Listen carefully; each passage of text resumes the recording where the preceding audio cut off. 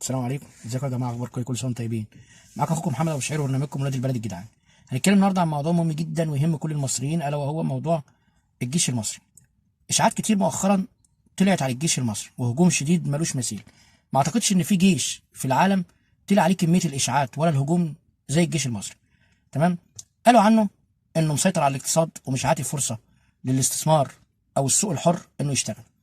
وقالوا عنه ان رواتب افراده بتاخد امتيازات ما فيش حد من الموظفين المدنيين بياخدوها. تمام. ومؤخرا قالوا عنه انه بيبيع الشركات وانه بيبيع البلد. تعالوا ندخل ونسال ونعرف ايه الحكايه، وايه حكايه بيع الشركات، وايه حكايه الامتيازات والمرتبات اللي بياخدوها ضباط وافراد الجيش، وكمان ايه حكايه سيطرته على الاقتصاد. هنبدا الاول سيطرته على الاقتصاد. اولا علشان نعرف كلمه جيش، مفيش حاجه اسمها في العالم جيش غير بالثلاث حاجات اللي هقولهم دول. اولا تعداد بشري، تعداد سلاح، امن غذائي. بمعنى ايه امن غذائي؟ وهو اللي يهمنا النهارده، ان مفيش مؤسسه عسكريه ما ينفعش ما تمتلكش قوت جنودها.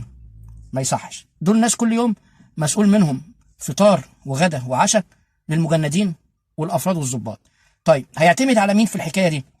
هيعتمد على مؤسسه خاصه احيانا تحصل عندها مشاكل، او لا قدر الله يحصل ظرف في الدوله زي ما حصل قبل كده في 2011 وكل المستثمرين رفعوا ايديهم سواء اجانب او عرب او رجال اعمال مصريين.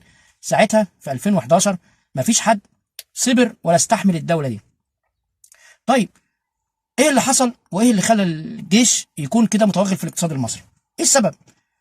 اللي حصل ان في 2011 لما قامت ثوره يناير مفيش مؤسسه او رجل اعمال زي ما قلنا او مستثمر اجنبي قدر يصمد، بل بالعكس اول ما قامت الثوره حس بالخراب، اخد فلوسه وهرب على بلده، او رجل الاعمال العادي اخد فلوسه وقفل حاجاته وقعد بيهم على جنب. طيب مين بقى قام بدور على اكمل وجه؟ هي المؤسسه العسكريه اللي بنلوم ونعتب عليها. الناس نزلت الشارع وحمت مقدرات الدوله، تمام، وده واجب عليها، وكمان استخدمت مصانعها وشركاتها لدعم الاقتصاد المصري. وده كلام انا مش بقوله من عندي، ده كلام معلوم لمعظم الناس الوطنيين اللي بيحبوا بلادهم. اما بالنسبه للهجوم القائم على الجيش من قبل مجموعه من الناس مدفوعه الاجر، كان اولى وانت بتسمعهم تسالهم مين بيجيب لكم قبضكم؟ مين بيصرف على القنابل الكميه الرهيبه دي؟ مين بيديكم مرتباتكم؟ وعشان ايه؟ هل هو بيحب البلد قوي كده؟ الشخص اللي مقعدك في قناه وملبسك هدوم هو بيحب مصر فعلا؟ وهل هو لو بيحب مصر يحرض شعبها عليها؟ ده مش موضوعنا، خلينا في موضوعنا الاساسي، الا وهو الجيش المصري ودخوله في الاقتصاد. سنه ورا سنه الجيش المصري كان موازي للسوق، بمعنى ان الجيش الناس قالت عليه انه واخد امتيازات غير القطاع الخاص. تمام، ده حقيقه ومفيش جيش في الدنيا مش واخد امتيازات، ده طبيعي. اي جيش ايا كان اسمه هتلاقيه مختلط في الاقتصاد وعنده مصانع للغذاء علشان يعمل اكتفاء ذاتي لجنوده وافراده، ده طبيعي، ده ما ينفعش. المهم نرجع لموضوعنا الاساسي، الا وهو الاختلاط في الاقتصاد. الجيش لما دخل في الاقتصاد دخل لسبب ما حكيته انا من شويه، اللي هو 2011، وما كانش قدامه فرصه غير ان هو يمد ايده في الاقتصاد المصري ويساعده. طيب بالنسبه للامتيازات اللي واخدها اللي هي الضرائب والتامينات والمجندين والاجور يعني وكده، ده حق طبيعي لاي جيش في العالم. واللي بيضحك عليك ويقول لك ان مفيش جيوش في العالم بتعمل كده، لا، لا تصدقني ولا تصدقه. في ايدك تليفون وتقدر تستعلم، خش على اي موقع سواء اجنبي او عربي واستعلم. انت صاحب القرار والموضوع في ايدك انت. ساعتها هتشوف الموازين والمعايير اللي ماشيه بيها جيوش العالم. ده بند. والبند الثاني، هل هو بعد ما خد الامتيازات دي من توفير ضريبي وتوفير في الرواتب والحاجات دي، هل هو باع ارخص منك كمستثمر او كسوق حر؟ هل هو نزل بمنتجه بسعر اقل منك؟ ده اللي يزعلك. ولكن الجيش سواء جيش مصر او اي جيش دوله تانية ده له امتيازات وله حقوق. اولا انت كمواطن مصري هيفرق معاك ايه ان جيش بلدك هو مسيطر على الاقتصاد، او مستثمر اجنبي، او مواطن عادي مؤسسه حتى حريه يعني. اللي انا عايز اقوله ان ده هجوم شديد. ده بند. البند الثاني قالوا ان الجيش المصري له مرتبات وامتيازات تفوق الموظفين المدنيين. حقيقي ده ما حدش يقدر ينكره، بس اكيد له سبب. تعالوا نعرف ايه الحكايه وايه السبب. هنحكي النهارده عن يوم من ايام الموظف العادي المدني يعني. موظف عادي صحي من نومه بطبيعته خالص، مفيش اي مشكله، لبس هدومه ونزل راح شغله، اللي هو الساعه كام بقى؟ الساعه 7 الصبح، ومطلوب منه يكون في شغله الساعه 8 الصبح. راجل مجتهد وملتزم، وصل شغله بالسلامه، قعد على مكتبه، ادار عمله بكل كفاءه، جت الساعه 2 مضى انصراف وانصرف ورجع لبيته.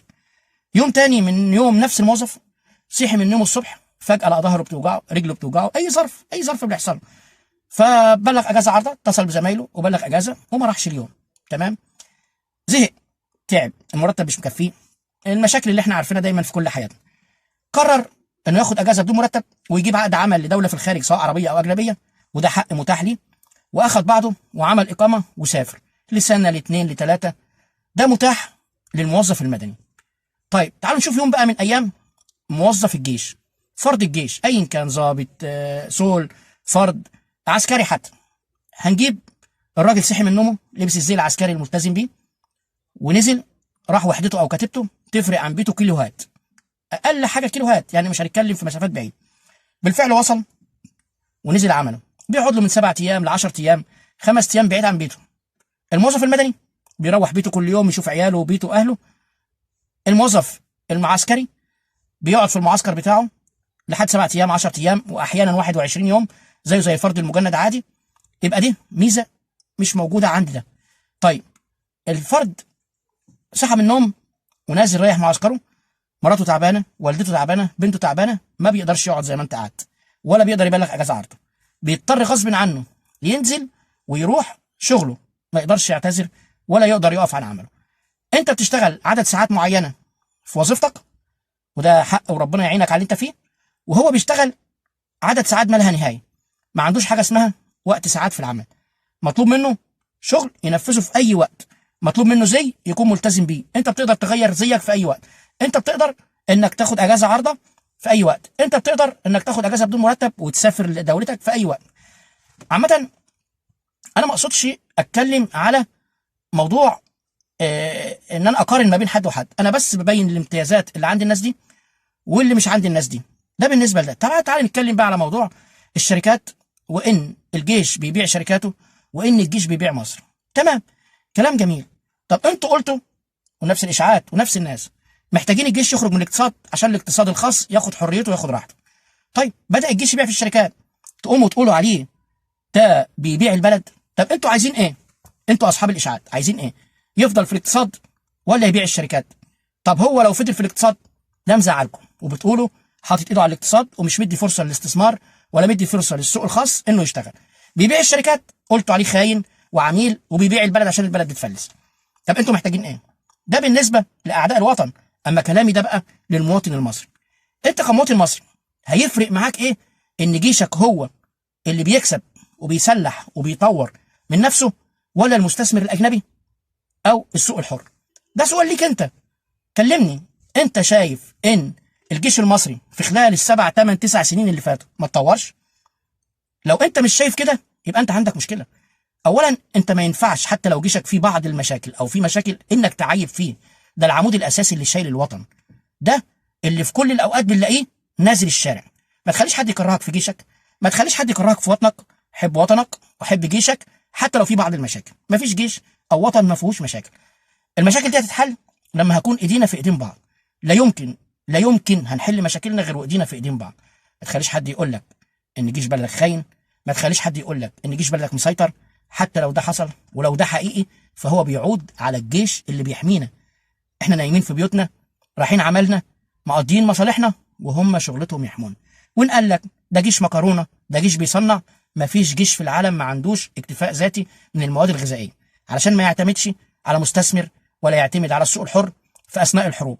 ابسط شيء البنزيمات والمحطات، لو لاحظت بنفسك وفكرت شويه هتلاقي ان بنزيمات الجيش مختلفه عن البنزيمات العاديه. في ايه؟ هتلاقي فرق ما بين الطرمبه والطرمبه مسافه كبيره. ما سالتش نفسك ليه؟ ما سالتش نفسك. اقول لك انا معلومه مهمه قوي. الطرمبات والبنزيمه نفسها واسعه ومهيئه علشان لا قدر الله اثناء الحروب ينفع الدبابات والمدرعات تنفع تفول من البنزيمات بتاعه الجيش اللي موجوده في الشوارع. اما اي صاحب مصلحه، صاحب محطه، مش هيكون فاتح، معلش انا اسف يعني، اثناء الحرب انت هتلاقي بنزيمه فاتحه في الشارع؟ مش هتلاقي. فبالتالي العربيات اللي موجوده والمدرعات دي هتفول منين غير من محطات الجيش. شكرا، واتمنى من ربنا اكون فدت حضراتكم، ولو في اي حاجه تقدروا تواصلوا معايا في التعليقات، وكل سنه وانتم طيبين، واشوفكم على خير، واتمنوا الخير يا رب لمصر. مع السلامه، مع السلامه.